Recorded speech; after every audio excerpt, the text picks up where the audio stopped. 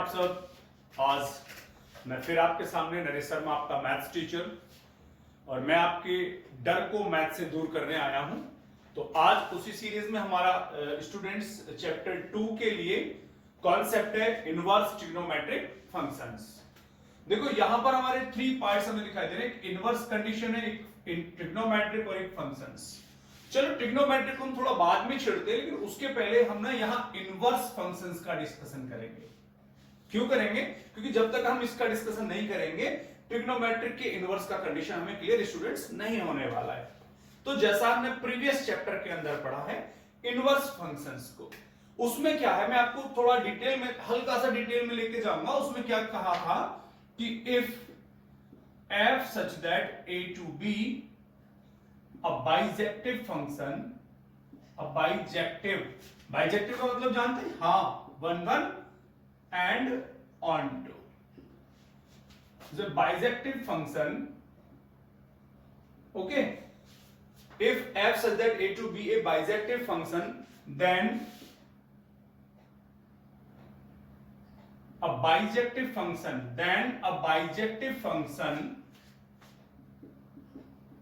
g such that b to a exists.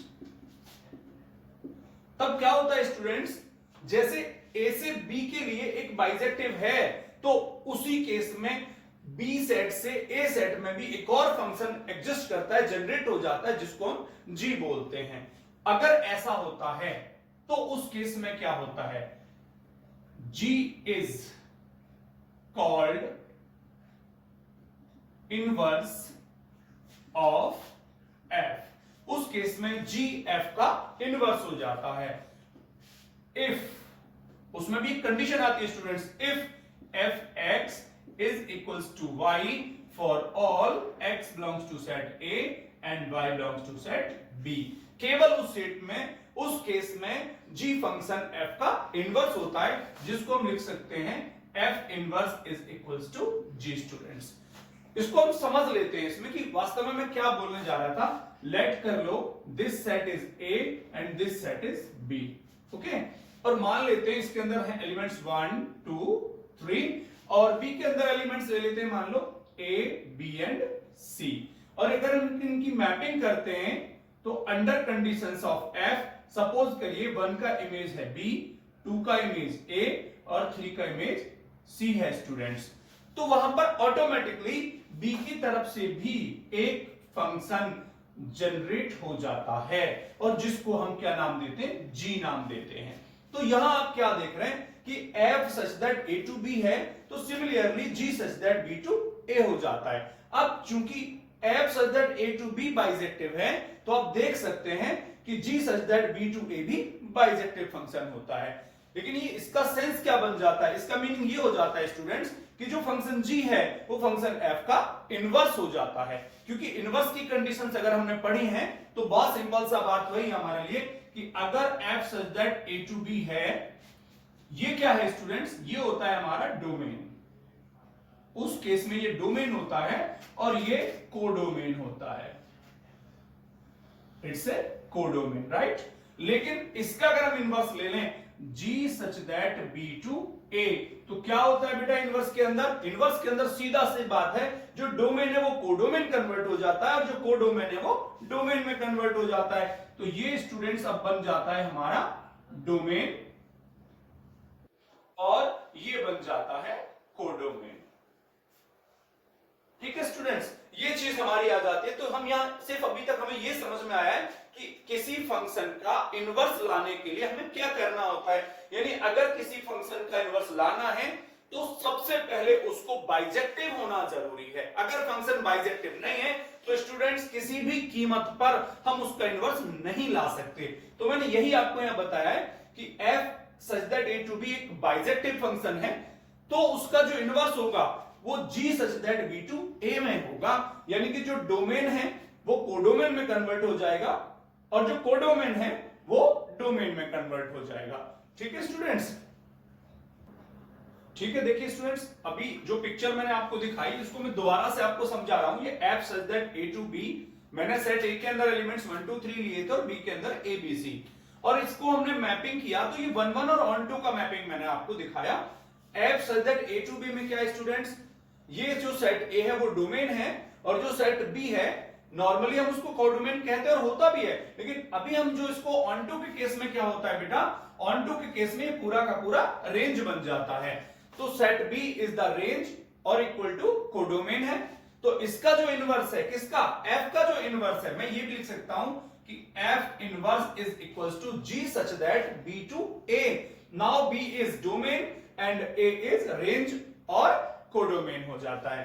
तो कुल मिला के मैं इस पॉइंट पर इन्फेस करना चाह रहा हूं आपको कि अगर हमारा फंक्शन का जो फर्स्ट फंक्शन है उसका रेंज और कोडोमेन सेम होगा तो ही ऑन टू हो जाएगा, और फर्स्ट सेट तो डोमेन होगा ही होगा क्योंकि ये तो फंक्शन की बिल्कुल बेसिक कंडीशन आ जाती है। अच्छा, इसी जगह से हम आकर के लेकर के चलते, ये हमारे बाइजेक्टिव फंक्शंस थे, और अगर जब तक बाइजेक्टिव, तो एक बात अब निकल के आ रही है यहां पर, एक रिजल्ट फाइंड आउट हुआ कि अगर किसी फंक्शन का आपको इनवर्स चाहिए तो फंक्शन बाइजेक्टिव होना जरूरी है। अगर फंक्शन बाइजेक्टिव नहीं है स्टूडेंट्स तो आप उसका इनवर्स फाइंड आउट नहीं कर सकते। अब बात आती है हमारे ट्रिग्नोमेट्रिक फंक्शंस की। तो हमारे पास जो 6 ट्रिग्नोमेट्रिक रेशियोज हैं हम उनको ले लेते हैं पहले। ये हैं sin x, cos x, tan x, then cosec x, sec x and cot x। और अब हम इसके बारे में आगे डिस्कशन करते हैं। तो इसमें स्टूडेंट्स ये हमारे 6 ट्रिग्नोमेट्रिक रेशियोज हो गए। इसमें से मैं सबसे पहले sin x को ले लेता हूं फंक्शन की तरह से, तो fx is equals to sin x ले लिया। अच्छा स्टूडेंट्स, वैसे तो आपको पता होगा लेकिन फिर भी मैं बता देता हूं, ये जो फंक्शन हमारा sin है, भाई फंक्शन कहां से कहां तक होता है, डोमेन से कोडोमेन की तरफ जाता है। तो इसका वैल्यू ये जो हमारा चलता है sign such that r2 -1 to 1।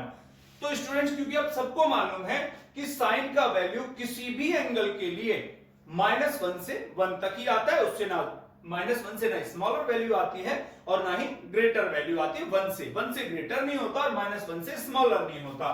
तो साइन का जो हमारा फंक्शन आता है वो डोमेन है आपका r यानी रियल नंबर्स, और जो कोडोमेन है वो -1 to 1 है। लेकिन स्टूडेंट्स ये फंक्शन हमारा बाइजेक्टिव नहीं है। कैसे पता ये बाइजेक्टिव नहीं है, इसको मैं आपको थोड़ा सा दिखाता हूं कि ये बाइजेक्टिव क्यों नहीं है। तो यहां मैं ले लेता हूं सेट रियल नंबर्स का, और यहां पर मैं ले लेता हूं इस सेट को जो हमारा कोडोमेन है, जिसके अंदर है -1, 0 एंड 1। नंबर्स तो और भी हैं इसके अंदर क्योंकि ये भी रियल नंबर्स है, बट मैंने सिर्फ इनको लिया है आपको शो ऑफ कराने के लिए। और रियल नंबर्स के अंदर मैं ले लेता हूं स्टूडेंट्स यहां -π/2, 0, π/2 एंड पाई को। एलिमेंट्स तो इसमें और भी आएंगे। अब आप सोच रहे हो सर क्या पाई रियल नंबर है? Yes, pi is also real number क्योंकि पाई का वैल्यू 22/7 यानी 3.14 होता है, तो ये भी रियल नंबर्स हैं। अब हम अगर मैपिंग करते हैं किस फंक्शन की, इस फंक्शन का अगर हम मैपिंग करते हैं तो x का वैल्यू स्टूडेंट्स अगर आप -π रखेंगे यहां, सपोज करिए x का वैल्यू यानी ये जो वैल्यूज हैं x से हैं और ये जो वैल्यूज हैं वो sin x से हैं। अगर आपने x का वैल्यू स्टूडेंट -π लिया तो आप सोचिए sin -π का वैल्यू क्या है। आई होप आप सबको मालूम होगा। भाई बहुत सिंपल सी बात है, sin -π का वैल्यू होता है, बताइए आपको अगर नहीं पता तो मुझे कमेंट बॉक्स में चाहिए, फटाफट लिख करके देना कि इसका वैल्यू होता क्या है। वैसे मैं आपको बता देता हूं भाई, नॉर्मली अगर आपको नहीं भी पता है तो मैं आपको लेके चलता हूं, आप ले रहे हैं sin -π डिस्कशन करने के लिए। वैसे स्टूडेंट्स को मालूम होना चाहिए, इसका माइनस बाहर आ जाएगा sin π, इसको मैं लिख सकता हूं sin π + 0। अब ये किस क्वाड्रेंट में चला गया स्टूडेंट्स? ये चला गया थर्ड क्वाड्रेंट में, तो ये हो गया अपने आप ही पॉजिटिव sin 0, और sin 0 का वैल्यू होता है 0। क्योंकि थर्ड क्वाड्रेंट में होता क्या है स्टूडेंट, साइन नेगेटिव हो जाता है, 11th में पढ़ा होगा, पहले से नेगेटिव है तो ये हो गया पॉजिटिव, और sin 0 का वैल्यू 0। ये सिर्फ आपको एक्सप्लेन किया था, ये मालूम होना चाहिए स्टूडेंट्स आपको कि sin -π का जो वैल्यू है वो 0 है, यानी इसकी वैल्यू 0 आ गई। और साइन में -π/2 का जो वैल्यू होता है स्टूडेंट्स वो होता है आपका -1। 0 का वैल्यू 0 होता है और π/2 का वैल्यू होता है स्टूडेंट्स 1, और पाई का वैल्यू भी स्टूडेंट्स 0 ही होता है। तो हम क्या देख रहे हैं स्टूडेंट्स, हमने कहा था अगर हमें किसी फंक्शन का इनवर्स चाहिए तो फंक्शन को बाइजेक्टिव होना जरूरी है, लेकिन स्टूडेंट जो sin x अभी हमें फंक्शन देख पा रहे हैं ये बाइजेक्टिव नहीं है। क्यों नहीं है? क्योंकि ये जो फंक्शन मुझे दिख रहा है ये फंक्शन बन रहा है many one and onto, जबकि बाइजेक्टिव क्या होता है? बाइजेक्टिव में होता है स्टूडेंट्स, वैसे तो अभी याद ही है आपको, बाइजेक्टिव होता है one one and onto. अब ये वन वन नहीं है तो हम क्या करें? हम करें इसको, यानी हमें ये रेक्टिफाई करना पड़ेगा। अगर हमें sin x का ट्रिग्नोमेट्रिक फंक्शन sin x का अगर हमको इनवर्स चाहिए तो इसको थोड़ा इंप्रूव करना पड़ेगा। क्या मतलब? मतलब हमें इसको मैनी वन से वन वन में कन्वर्ट करना पड़ेगा स्टूडेंट्स। वो कैसे करेंगे मैं आपको दिखाता हूं। आप इसके डोमेन के अंदर आ जाइए। देखें माइनस पाई का वैल्यू जीरो, जीरो का वैल्यू भी जीरो और पाई का वैल्यू भी जीरो। अगर हम इस माइनस पाई को यहां से रिमूव कर दें, क्या कर दें स्टूडेंट्स? रिमूव कर दें, और ऐसे ही इस पाई को रिमूव कर दें। अगर इन दोनों वैल्यूज को हम रिमूव कर देते हैं तो होगा क्या कि माइनस पाई अगर नहीं बचेगा तो पिक्चर जो ये बनने वाली है कुछ ऐसे बन जाएगी। आप देखना इधर कैसे पिक्चर बनेगी। यहां रह गया minus pi by to zero और पाई बाई टू, इधर minus one zero and one students. फिर वही माइनस पाई बाई टू का वैल्यू माइनस वन हो जाएगा और जीरो का वैल्यू जीरो और पाई बाई टू का वैल्यू वन हो गया स्टूडेंट्स। तो जो फंक्शन अभी तक मैनी वन था, जो फंक्शन कैसा था? मैनी वन, ये किस में कन्वर्ट हो गया students? Many one and onto था ये, तो अब ये कन्वर्ट हो गया one one and onto में, यानी ये फंक्शन कन्वर्ट हो गया बेटा बाइजेक्टिव के अंदर। और जब फंक्शन बाइजेक्टिव हो जाता है तो हम उस फंक्शन का इनवर्स ले सकते हैं। तो अब अगर मैं इस फंक्शन को बात करता हूं, इस फंक्शन की बात करता हूं, तो साइन सच दैट कहां से शुरू हो रहा था? माइनस पाई बाई टू से पाई बाई टू तक था, to minus one to one. अब ये जो फंक्शन है स्टूडेंट्स ये हमारा बाइजेक्टिव फंक्शन है। कैसा है ये? Bijective function.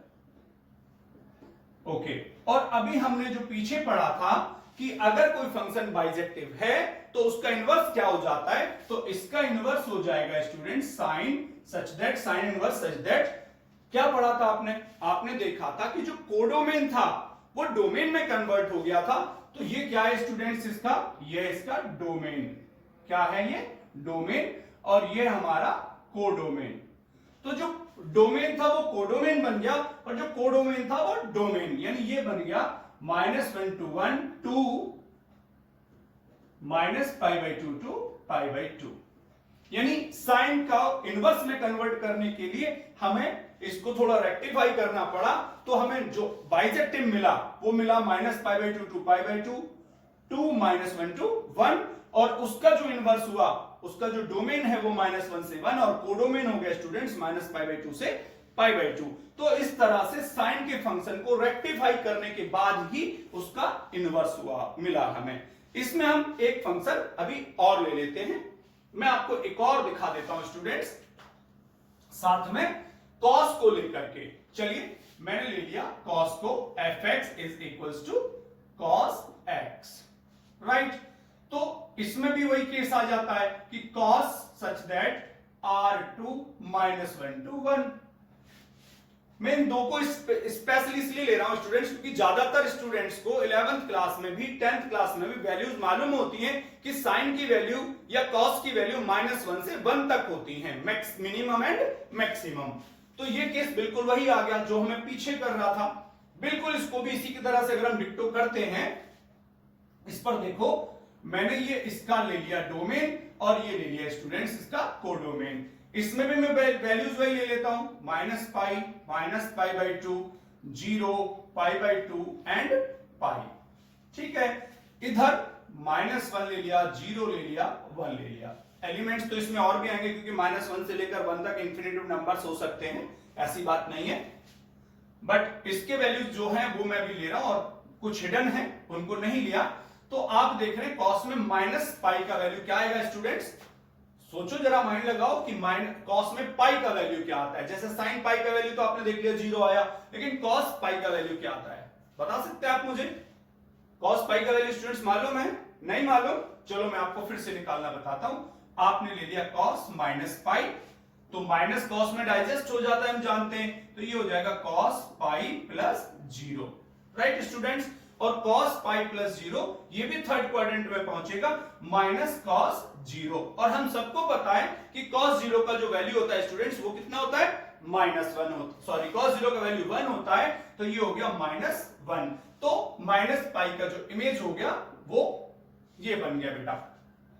अच्छा, -π/2, cos π/2 की वैल्यू हमेशा 0 होती है, चाहे वो माइनस हो या प्लस। तो cos π/2 की वैल्यू हो गई 0, cos 0 का वैल्यू स्टूडेंट्स 1 होता है, π/2 की वैल्यू फिर से 0 हो गई, और पाई की वैल्यू भी -1 हो जाती है। तो स्टूडेंट्स इसको भी देख करके हमें समझ में आ रहा है, पिक्चर को देख के क्या समझ आया कि ये फंक्शन भी मैनी वन फंक्शन है, मैनी वन बनता है, यानी ये by many one and onto, लेकिन ये बाइजेक्टिव नहीं है। और स्टूडेंट्स अगर बाइजेक्टिव नहीं है तो हम फिर से इनवर्स नहीं ला सकते, और इनवर्स लाना है तो आपको करना क्या होगा? इसको फिर से रेक्टिफाई करना होगा, मतलब इसको 1 1 और ऑन टू में कन्वर्ट करना होगा। तो देखो कैसे कर सकते हैं हम इसको, मैं आपको समझाता हूं। हमारे पास ये जो आपके कोडोमेन के एलिमेंट्स हैं, इसको तो हम हटा नहीं सकते, तो अब हम क्या देख रहे हैं? -1 की दो प्रीमेजेस हैं, एक -π और एक पाई, तो इनमें से एक को हटा देते हैं। मान लो मैं इसको रिमूव कर देता हूं। सिमिलरली 0 की भी दो प्रीमेज हैं, तो मान लो मैं इसको रिमूव कर देता हूं। अब सिंगल सिंगल बच जाते हैं, तो ये कुछ ऐसा बन जाएगा स्टूडेंट्स, यानी यहां था -π/2 0 एंड सॉरी -π/2 से नहीं, ये बनेगा हमारा 0 π/2 एंड पाई। इधर बचेगा स्टूडेंट्स -1 0 1, क्योंकि इधर तो कम हो ही नहीं सकता। मैपिंग देखें, 0 की वैल्यू हमें पता है 1 होती है, π/2 की वैल्यू 0 और पाई की वैल्यू -1, यानी स्टूडेंट्स अब ये जो फंक्शन है ये बन गया आपका 1 1 एंड ऑन टू, मतलब ये फंक्शन बाइजेक्टिव हो गया। और अगर बाइजेक्टिव हो गया तो इसका हम इनवर्स ले सकते हैं स्टूडेंट्स। चलिए अगर हम इसका इनवर्स लेते हैं तो यहां ले लेते हैं हम इसका इनवर्स, यानी आप देख रहे थे cos सच दैट, अभी कहां से हो गया? 0 to पाई से -1 to 1, लेकिन जैसे ही आप इसका इनवर्स लेंगे आपकी सिचुएशन पुरानी रिपीट हो जाएगी। क्या हो जाएगी रिपीट? जहां आपको मालूम था कि जो हमारा डोमेन है वो कोडोमेन में कन्वर्ट कर जाता है, और जो कोडोमेन है वो डोमेन बन जाता है। तो -1 to 1 to 0 to पाई। तो इस तरह से आपने देखा स्टूडेंट्स की साइन का फंक्शन अगर इनवर्स में ले जाना है तो हमें रेक्टिफाई करना पड़ा, यानी कि उसका जो डोमेन था उसे चेंज करना पड़ा, और ऐसे ही कॉस में भी हमें डोमेन चेंज करना पड़ा, और ऐसा करने के बाद हमारे पास उनके इनवर्स फाइंड आउट हो गए स्टूडेंट्स। तो इसी तरह से हम और रेस्ट ऑफ 4 को भी फाइंड आउट कर सकते, लेकिन इन सब का इतना हमें नीड नहीं है। तो मैं आपको एक ट्रिक बताता हूं इन्हें याद रखने के लिए कि कैसे इनकी जो हमारी ये जो रेंज है ये हमें कैसे याद रह सकती है, क्योंकि यही मोस्ट इंपॉर्टेंट है हमारे कैलकुलेशन के लिए इस चैप्टर में। ओके स्टूडेंट्स, तो स्टूडेंट्स आपने अभी देखा कि आपने साइन इनवर्स को -1 to 1 से -π/2 to π/2 और कॉस इनवर्स को -1 to 1 से लेकर 0 to π तक इनको बताया कि भाई इसका ये आपका जब डोमेन है और ये कोडोमेन, और कॉस इनवर्स के लिए ये डोमेन और ये कोडोमेन। वास्तव में जो कोडोमेन है यहां इनवर्स में इनको हम एक नाम देते हैं बेटा, उनको कहते हैं प्रिंसिपल वैल्यू ब्रांच। तो क्या हम, अब आता है एक प्रॉब्लम हमारे सामने कि क्या हम इसी तरह से पूरे 6 को कैलकुलेट करें। वैसे अगर आप चाहें तो 6 के 6 कैलकुलेट कर सकते हो, वरना मेरे पास स्टूडेंट्स एक ट्रिक है जिस ट्रिक से मैं आपको बता दूंगा और आपको ये फॉर एवर याद हो जाने वाला है, फॉर एवर याद हो जाएगा, आप कभी नहीं भूलेंगे। बस आपको साइन और कॉस याद रखना है, उसके बाद सारे आपके माइंड में बिल्कुल क्लियर है। मेरे पास टेक्निक है, मैं अभी आपके सामने लेके चल रहा हूं इसको। तो यहां हम लोग इसका फंक्शन ले लेते हैं, जैसे आपने ले लिया साइन इनवर्स और उसके बाद ले लिया कॉस इनवर्स, वैसे इसको ज्यादा बेटर तरीका एक और है स्टूडेंट्स, इसको ना ग्रुपिंग में कन्वर्ट करिए, ग्रुप में ज्यादा अच्छे से हो जाता है, इसके दो ग्रुप बनते हैं। चलिए मैं बता देता हूं आपको। पहला बनता है ग्रुप 1 जिसके अंदर आता है साइन इनवर्स और कोसेक इनवर्स और उसके बाद आता है टेन इनवर्स। और एक स्टूडेंट्स बनता है हमारा ग्रुप 2, इसके अंदर आता है हमारा cos inverse, then sec inverse and then cot inverse. ये हमारे होते हैं। इसके मैं आपको कैलकुलेशन करना बता देता हूं। देखिए साइन का आपको सबको पता लग गया, ये आपके सामने है प्रिंसिपल वैल्यू ब्रांच, यानी कि जो इसका रेंज है, यानी जो इसका कोडोमेन है वो प्रिंसिपल वैल्यू ब्रांच होता है। तो साइन इनवर्स का तो अभी आप सबने देख लिया था कि -π/2 से π/2 तक था। ठीक है स्टूडेंट्स, अब बात आती है कोसेक का। तो साइन कोसेक क्या होता है? साइन का बिल्कुल उल्टा होता है, इसका भी यही रहता है। क्या? इसका भी -π/2 से π/2 तो ही रहता है, लेकिन स्टूडेंट्स इसमें एक मिस करना होता है, हमें एक पॉइंट गायब करना होता है और वो पॉइंट है 0। ऐसा क्यों करते हैं? क्योंकि आप जरा देखिए कोसेक का जो वैल्यू होता है वो होता है 1/sin।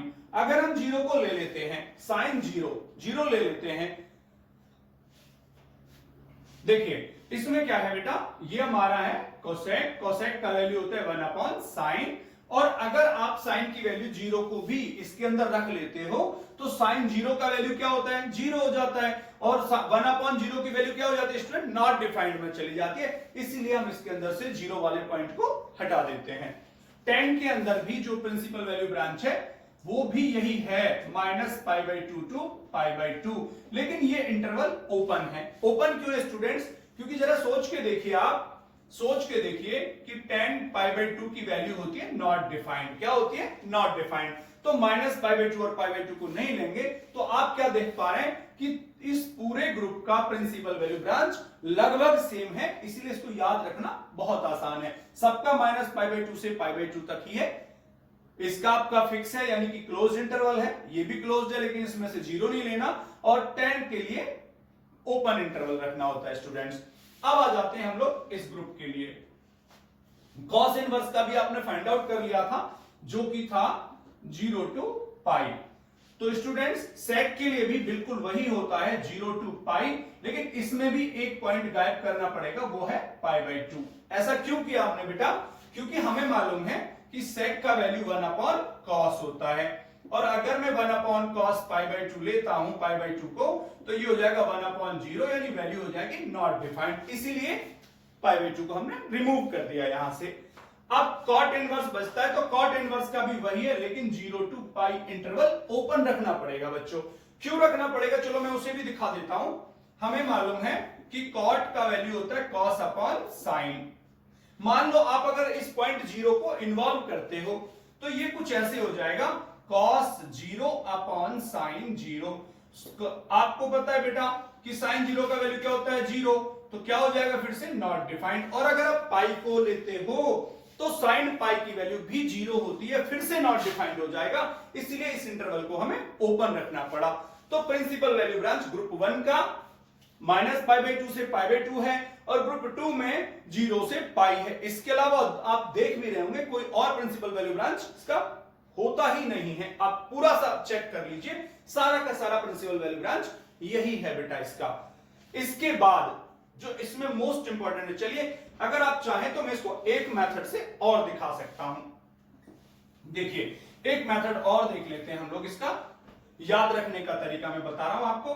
आप इस तरह से जो हमारा क्वाड्रेंट जनरेट करते हैं, यहां 0, ये आपका π/2, ये हो गया बेटा पाई, और ये हो गया -π/2। नॉर्मली आप चाहे तो 3π/2, लेकिन ये -π/2 ही जनरेट होगा। ये आपका फर्स्ट क्वाड्रेंट, ये आपका सेकंड, ये आपका थर्ड, और ये आपका फोर्थ। तो ध्यान से समझना, ये जो आप देख रहे हैं थर्ड क्वाड्रेंट, इसके अंदर कोई भी प्रिंसिपल वैल्यू ब्रांच नहीं आती। सारा का सारा जो खेल चलता है स्टूडेंट्स, वो सिर्फ इन 3 क्वाड्रेंट्स में चलता है। किस किस में? फर्स्ट, सेकंड एंड फोर्थ के अंदर सारा खेल चलता है। पूरा का पूरा खेल इन्हीं के अंदर होता है। इसमें भी वही मैं ग्रुपिंग की बात करूंगा। ग्रुप 1 का अलग खेल होता है और ग्रुप 2 का अलग खेल होता है। चलिए मैं आपको दिखाता हूं कि कहां पर ग्रुप 1 का खेल क्या है और ग्रुप 2 का खेल क्या है। देखते हैं स्टूडेंट्स। देखिए ग्रुप वन की बात मैं कर रहा हूं पहले कि अगर हम ग्रुप वन को लेते हैं तो इसके लिए जो पिक्चर हम बनाएंगे वो कुछ ऐसे है। फिर से वही ले लो, 0 π/2 पाई एंड -π/2। इसमें क्या होता है स्टूडेंट्स, इसका सारा खेल यहां से लेकर यहां तक ही चलता है, -π/2 से लेकर π/2 तक चलता है सारा का सारा। ठीक है, चाहे आपका वो साइन इनवर्स है, इनका देख लीजिए कि साइन इनवर्स है तो इसका भी यही रहेगा, अगर कोसेक इनवर्स है तो इसका भी यही रहेगा, और अगर टेन इनवर्स है तो स्टूडेंट्स उसका भी यही होगा, -π/2 से π/2। मैंने वो बता दिया कि साइन इनवर्स के लिए ये जो हमारा क्लोज इंटरवल हो जाएगा, कोसेक के लिए क्लोज रहेगा लेकिन 0 गायब कर दोगे, और टेन के लिए ओपन इंटरवल होगा, जो आप यहां भी देख पा रहे हैं पहले से। अच्छा, बात आता है इस सेकंड ग्रुप वाली बात, यानी ये तो ग्रुप वन के लिए हो गया। अगर हम ग्रुप टू के लिए बात करें तब हमारा कैसा पिक्चर होगा वो देख लीजिए, 0 π/2 पाई एंड -π/2।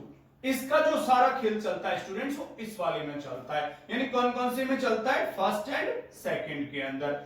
आप देख भी पा रहे हैं कि यहां से लेकर यहां तक, 0 से लेकर पाई तक चलता है सेकंड ग्रुप का पूरा खेल। और आप देख भी रहे हैं यहां पर, ये देखिए इसका सेकंड ग्रुप में यानी कि cos inverse, sec inverse and cot inverse, इनका इस ग्रुप में। तो ग्रुप को याद रखेंगे आप तो आपको पता लग जाएगा ग्रुप वन का खेल पूरा इसके अंदर है और ग्रुप टू का खेल पूरा इसके अंदर आता है। ये दो मेथड है, आप इस मेथड से भी अपने माइंड में सेट रख सकते हो और चाहो तो इस मेथड से भी रख सकते हो। ये पूरा का पूरा स्टूडेंट्स आपका कॉन्सेप्ट है इनवर्स ट्रिग्नोमेट्रिक फंक्शंस का। हम इनवर्स का प्रिंसिपल वैल्यू ब्रांच कैसे याद रखें, कैसे लाएं, ये आपके सामने है। और इसके बाद हमारी आइडेंटिटीज बचती हैं स्टूडेंट्स, जो कि बहुत बहुत बहुत इंपॉर्टेंट है और उन्हें आपको याद रखना चाहिए। मैं अभी आगे एक्सप्लेन करता हूं उनको। देखो स्टूडेंट्स, अब की बार मैंने देख रहे हैं आप लोग पूरा बोर्ड भर दिया है। ये हमारी properties of inverse trigonometric functions, या इन्हें आप ट्रिग्नोमेट्रिक आइडेंटिटीज भी बोलते हैं, इनवर्स ट्रिग्नोमेट्रिक आइडेंटिटीज। वैसे तो आपकी एनसीईआरटी की बुक में आपको ज्यादा इधर उधर जाने की जरूरत नहीं है, और जितनी एनसीईआरटी की बुक्स में आपको एक बात बता दूं वही सफिशिएंट होती हैं, उन्हीं से हर टफ से टफ क्वेश्चन सॉल्व हो जाता है। आपको किसी डिफरेंट बुक में सर्च करने की जरूरत नहीं है स्टूडेंट्स, क्योंकि एनसीईआरटी की books he, NCERT and exemplar अगर आप दोनों मिला के पूरा स्टडी करते हो तो आप 100% क्वेश्चन पेपर की प्रिपरेशन कर लेते हो। तो मैं एक्सप्लेन करूंगा आपको, जैसे आप देख रहे हैं ये फिर वही ग्रुपिंग की कहानी आती है, साइन इनवर्स, कोसेक इनवर्स और टेन इनवर्स में अगर नेगेटिव आता है तो इनका माइनस पॉपअप करके बाहर आ जाता है, आप लोग देख पा रहे होंगे। और दूसरे ग्रुप में अगर कॉस इनवर्स, सेक इनवर्स और कॉट इनवर्स में नेगेटिव आता है स्टूडेंट्स, तो ये पाई माइनस करके यूज होता है, जैसे pi minus cos inverse x like this. अब ये कुछ identity, sine inverse x plus cos inverse x का वैल्यू π/2, ऐसे टेन इनवर्स एक्स और कॉट इनवर्स एक्स का वैल्यू π/2, सेक इनवर्स एक्स और कोसेक इनवर्स एक्स का वैल्यू भी π/2। स्टूडेंट्स, मोस्ट वांटेड आइडेंटिटीज ये और ये है हमारे सामने। ये ग्रुप आपको जो दिखाई दे रहा है ये most wanted identities for trigonometric calculation in 12th standard है। 2 tan इनवर्स x का value tan inverse 2x upon 1 minus x square, और 2 tan इनवर्स x का वैल्यू अगर आपको साइन में लेके जाना है तो sine inverse 2x upon 1 plus x square. यहाँ एक बात का वेरिएशन ध्यान रखना, अगर tan इनवर्स को tan इनवर्स में जाना है तो ये साइन नेगेटिव रहेगा, और tan इनवर्स को अगर साइन में जाना है स्टूडेंट्स तो ये साइन पॉजिटिव रहेगा। सिर्फ और सिर्फ यही वेरिएशन है। और cos इनवर्स में जाना है तो सिंपली आपको याद रखने की भी जरूरत नहीं है, क्योंकि आपको क्लियर कट पता है कि tan इनवर्स का value tan equals to sin upon cos होता है, तो cos इक्वल्स टू क्या हो जाएगा, sin अपॉन tan। अगर आप cos की वैल्यू लाना चाहते हो तो tan की वैल्यू के अपॉन में sin की वैल्यू से डिवाइड कर देना, अपने आप ये गेट हो जाएगा। बहुत सिंपल तरीका, याद रखने का तरीका। अच्छा, tan inverse x plus tan inverse y का value tan inverse x plus y upon 1 minus xy। इसके लिए स्टूडेंट्स ये पार्ट वेरी वेरी इंपॉर्टेंट है, वेरी वेरी इंपॉर्टेंट, बच्चे इसको याद नहीं रखते।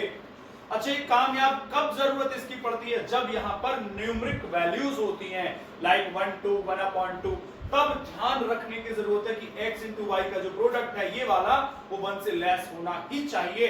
बहुत सारे बच्चे गलतियां करते हैं, पेपर में बहुत गलतियां होती है, और अगर यहाँ माइनस आता है तो ये 1 प्लस xy, उस समय xy का वैल्यू -1 से ग्रेटर ही होना चाहिए।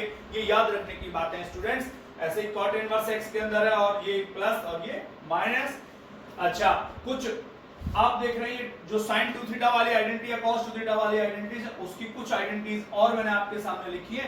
ये सारी की सारी आइडेंटिटी वैसे आपको अपने बुक के अंदर भी मिलेंगी, लेकिन खास तौर पर मैं इनको एक्सप्लेन करने के लिए और इसके अंदर ये मोस्ट इंपॉर्टेंट बात थी, इसे बताने के लिए मैं आपको समझा रहा था।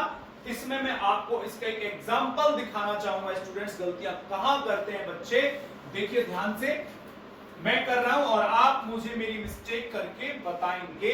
मान लो कोई क्वेश्चन आ गया कि tan inverse 2 plus tan inverse 3 what, इसका वैल्यू कितना आएगा? तो स्टूडेंट सीधे सीधे कर लेते हैं। tan inverse x plus y का method 2 plus 3 upon 1 minus 2 into 3 और इसका वैल्यू लेके आ जाते हैं। तो मुझे आप मेरे कमेंट बॉक्स में लिख के बताएंगे कि मैंने यहां पर कौन सी मिस्टेक की है, तब मैं आपको जानूंगा कि आप क्या कर रहे हैं, आप सीख रहे हैं। तो मैंने आपको अभी भी बोला था कि x into Y must be less than 1 और इसके साथ इस कॉन्सेप्ट का वीडियो मैं एंड कर रहा हूं। सुनो दोस्तों, सुनो स्टूडेंट्स, जब मैं आपके सामने इतनी मेहनत कर रहा हूं भाई, तो एक बात तो देखो, सुन लो। आपने ऐड पढ़ा है ना कि मेहनती जवानों का किट कैट ब्रेक बनता है, तो भाई मेरे लिए एक लाइक, शेयर एंड सब्सक्रिप्शन तो बनता है, आप लोगों को देना पड़ेगा भाई। देखो ये तो मेरा राइट है, अगर मैं इतनी मेहनत आपके लिए कर सकता हूं तो स्टूडेंट्स आपका क्या जाता है। फ्रीली आपको थम्स अप करना है, सब्सक्राइब करना है, लाइक करना है और अपने फ्रेंड्स को भी शेयर करिए, उनको भी बेनिफिट मिल सके और आगे की नेक्स्ट वीडियो में मैं आपको इसी चैप्टर का सॉल्यूशन देने वाला हूं। Thank you.